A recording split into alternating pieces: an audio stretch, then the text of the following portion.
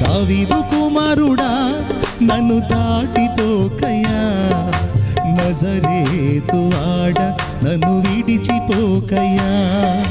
దావీదు కుమారుడా నన్ను దాటిపోకయ్యా, నజరేతు వాడ నన్ను విడిచిపోకయ్యా. నీవు తప్ప నాకు లోకంలో ఎవరున్నారయ్యా, నీకు తప్ప నాలో ఎవరికి చోటే లేదయ్యా.